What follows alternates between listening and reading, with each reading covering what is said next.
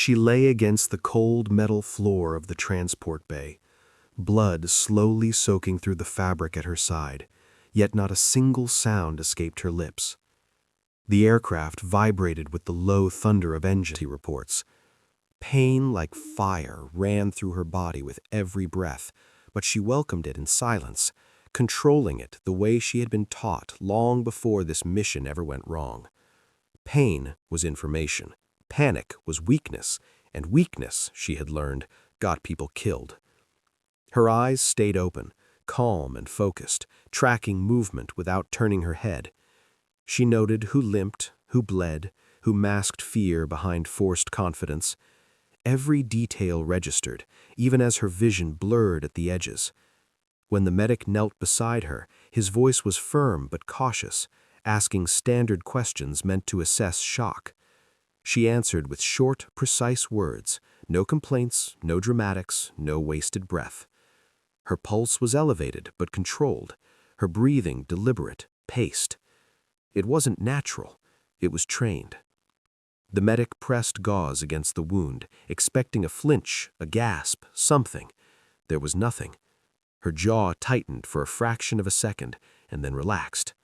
She stared at the ceiling, counting her breaths, grounding herself in rhythm. 4 in, 4 hold, 4 out, 4 hold.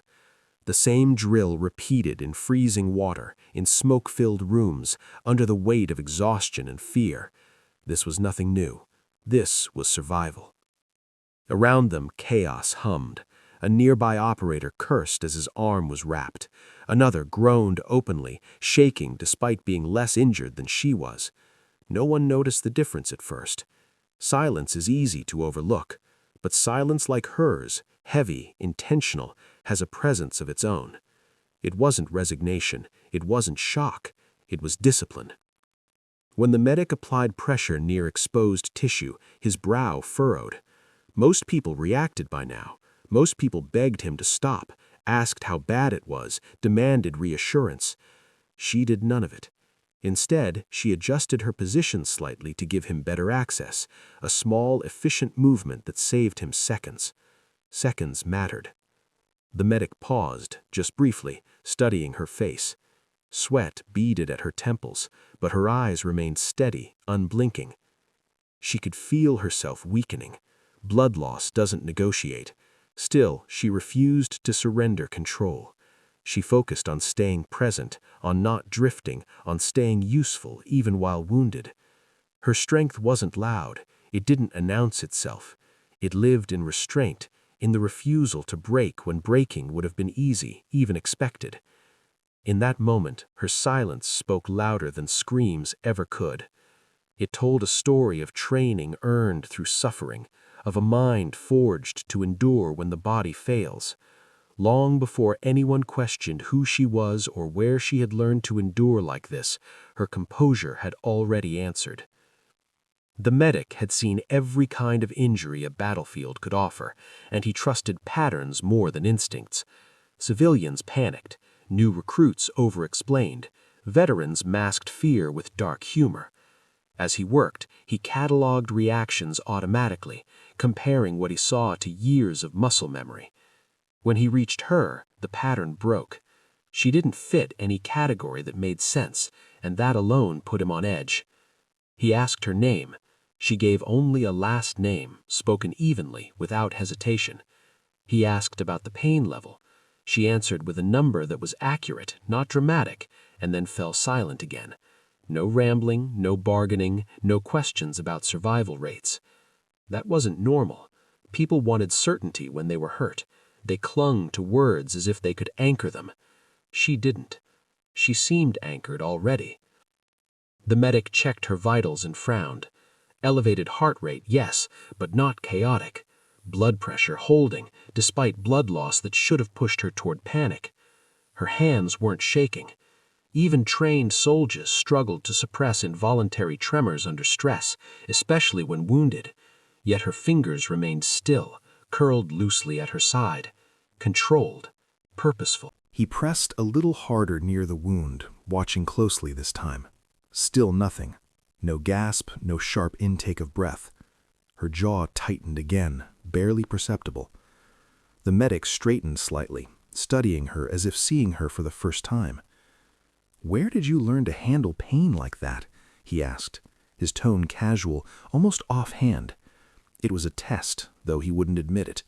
He expected deflection, bravado, maybe a joke. She didn't rise to it. "Training," she said, and nothing more.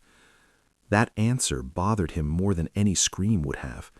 Everyone claimed training, but training didn't usually erase reflexes. Training didn't replace fear with stillness. He glanced at her gear. Unmarked, functional, stripped of personal flair. No rank, no unit patches, nothing to place her neatly in the hierarchy he understood. She existed outside the structure, and that made him uneasy. Around them, operators watched with sideways glances. Authority on a battlefield came from experience, and the medic was used to being obeyed without question. But now, he felt like the one being evaluated. The way she watched him, even half bled out, wasn't submissive. It was assessing, measuring competence. That wasn't how injured civilians looked at him. He asked another question, this one more pointed. "You ever been treated under fire before?" He expected hesitation, confusion, something. Instead, she nodded once, a small, controlled movement. Confirmation without elaboration. The answer landed heavier than a long explanation ever could. The medic felt the shift then, not in her, but in himself. Doubt crept in, followed by respect he hadn't planned on giving. Whoever she wasn't supposed to be here, not in the role she occupied now. She had been underestimated the moment she went down, lumped in with the wounded rather than recognized as something more dangerous and more capable. He returned to his work, hands steady but mind racing. His questions had been meant to establish control. Instead, they had exposed a gap in his assumptions. She had said almost nothing, yet every response stripped away his certainty. In challenging her, he had revealed his own blind spot, and she, without raising her voice or asserting authority, had quietly overturned it. The longer the medic worked, the more the small details began to stack up, each one insignificant on its own, but together forming a picture that refused to be ignored. She didn't just tolerate the treatment, she anticipated it. Before he asked, she adjusted her breathing when he reached for antiseptic, knowing exactly when the sting would hit. When he prepared the needle, her muscles relaxed instead of tensing, as if she understood that resistance only complicated things. That kind of cooperation wasn't instinct, it was learned. He noticed the way her eyes tracked his hands, not nervously, but analytically, following each step of the procedure. Most patients avoided looking, turning their heads away or closing their eyes in denial. She watched because information mattered. Knowledge reduced uncertainty, and uncertainty was the real enemy. When he asked if she was allergic to anything, she answered immediately, without needing time to think. Not just no, but a concise list of substances she knew were safe, delivered with the clarity of someone who had been asked that question many times before, in far worse conditions. As he cleaned the wound, she corrected him once, quietly, respectfully. Fragment trajectory was angled, exit likely higher. It wasn't a challenge, it was a data point. The medic paused, then adjusted his examination. She was right. The realization sent a flicker of surprise through him. Civilians didn't understand wound mechanics. Even most soldiers didn't, beyond the basics. This was operational knowledge, absorbed through repetition and hard experience. Her pain response, or lack of one, continued to defy expectations. When her blood pressure dipped slightly, she compensated instinctively, shifting her position to maintain circulation without being told. She recognized the signs before he verbalized them. That awareness usually came from training environments where medics deliberately pushed people to the edge, teaching them to recognize their own failure points. It was the kind of knowledge earned in silence, not classroom. The medic tested her subtly now, asking questions that sounded routine but carried deeper intent. "You feeling dizzy?" She shook her head once. "Vision tunneling?" Negative. Her answers were textbook, using the same terminology he'd expect from a fellow medic or operator, not a casualty. Even her tone was controlled, devoid of self-pity or fear. She wasn't asking to be saved, she was managing herself. Nearby, one of the operators muttered something about her being built different. The medic didn't respond, but internally he agreed. Her composure wasn't bravado. There was no need to prove anything. She behaved as if this was simply another problem to solve, another obstacle to endure until the mission moved on. That mindset was rare, even among elite units. When he finally finished stabilizing her, he realized something unsettling. She had made his job easier, not harder. She had conserved his time, reduced risk, and improved outcomes through her own awareness.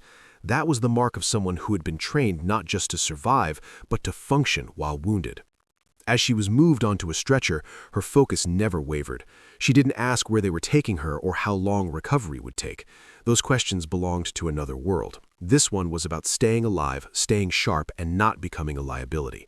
In the quiet efficiency of her actions, the truth was unmistakable. Whatever her official role, her training ran deep. Deep enough that even under fire, even while bleeding, it surfaced naturally, guiding every breath, every movement, and every decision she made. The moment of recognition didn't come with fanfare. It came slowly, like the first light of dawn creeping across a battlefield. The SEAL medic who had spent years reading the micro-expressions of men and women in trauma suddenly paused in his work. He looked at her, not at the blood, not at the wound, not at the chaos swirling around them, but at her eyes. Calm, alert, unflinching. He realized in that instant that everything he assumed about her had been wrong. She wasn't just a casualty, she was a trained operator, the kind of person who belonged in the fight, not as a victim but as a participant who could turn the tide. Around them, the others moved like storm-driven leaves, responding to shouts and alarms, yet she remained a center of stillness. She hadn't complained once, hadn't flinched, hadn't begged for reassurance. Her silence, initially interpreted as shock, now revealed itself as confidence. The medic's mind raced back over her reactions, the way she had adjusted herself for his work, the precision in her answers, the subtle cues that indicated experience far beyond her apparent role. Each detail that once seemed like coincidence now formed a pattern that could not be ignored. He remembered the brief words she had spoken, clipped, factual, devoid of emotion, but weighted with authority: training. That single word now felt like a declaration. Training didn't make someone calm. Training didn't erase fear completely. Training gave control. And she had control in a situation where most people lost it. The realization hit him fully. She was someone who had been tested under far worse conditions, someone who had been forged to endure chaos and emerge functional. The shock wasn't just in her endurance, it was in the mastery with which she wielded it. As he stood back slightly, he noticed the subtle way her body remained aligned, even with injury. Every muscle, every reflex, every breath was measured. She wasn't surviving by luck, she was surviving by design. The medic had treated dozens of injured soldiers, yet very few had exhibited such mastery over themselves while in pain. Respect, immediate and profound, filled his thoughts. This was someone who demanded it, not through words or bravado, but simply by existing as she did, efficient and unyielding. When another operator glanced at her and whispered, "She's something else," the medic felt a strange mixture of humility and awe. Recognition didn't come from rank or medals. It came from observing competence under pressure, and she had just earned theirs all in silence. The shift was subtle but unmistakable. Those who had underestimated her seconds ago now saw her for what she truly was. The dynamic had changed. No one questioned her capability now, because actions had revealed what words never could. Even as she was lifted onto the stretcher, every movement calculated and precise, the room felt different. The air carried a weight of realization. This wasn't just another wounded operator. This was someone who had turned the expectations of everyone present upside down. She had stunned them not with a show of force, but with the undeniable clarity of her training and resilience. That moment of recognition lingered in the medic's mind, a silent acknowledgement that in war and in life, true capability often announces itself quietly, but its impact resonates loudly. By the time she was secured on the stretcher and prepped for evacuation, the atmosphere around her had shifted completely.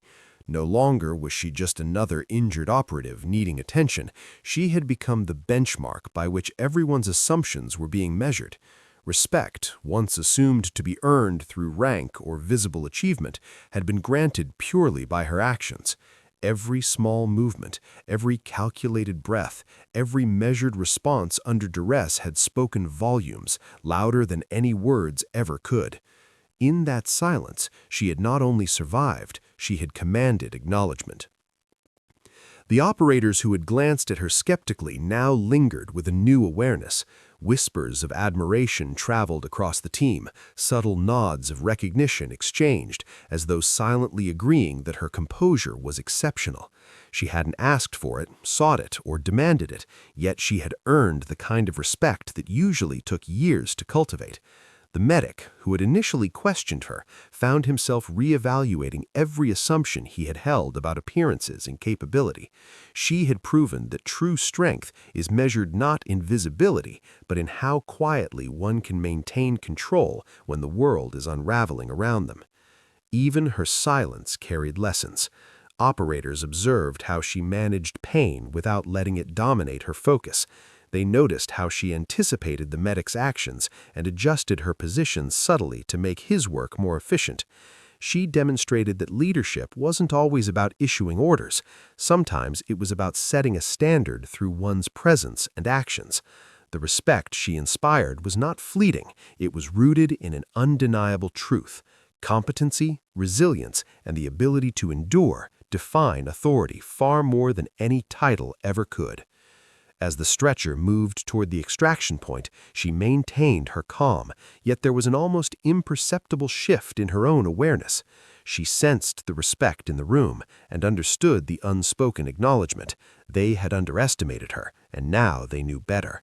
That recognition didn't inflate her ego. Instead, it reinforced her own internal code. She didn't need accolades or validation. She needed only to remain competent, disciplined, and effective. But the awareness that others now saw her as capable added an unspoken layer of influence and credibility. In high-stakes operations, that kind of influence was invaluable. By the time the team reached safety, the story of her composure had already begun to circulate. Operators recounted her calm under pressure, the precise way she managed herself while wounded, the subtle indicators that revealed her advanced training. Respect had become contagious. Witnessing such poise inspired others to reflect on their own limitations and the ways they handled adversity. She had set a standard, and without intending to, had elevated everyone around her. In the quiet moments that followed, she allowed herself a fraction of reflection. The ordeal had tested more than her physical limits. It had tested perception, judgment, and the fragile assumptions people make about others. She realized that true respect, the kind that lasts and resonates, isn't demanded or inherited. It's earned through actions, through discipline, and through unwavering resilience. By surviving, by maintaining control, and by letting her capabilities speak for themselves, she had not only survived the immediate danger, she had reshaped the way those around her would view her, forever establishing a level of respect that no words could ever replicate.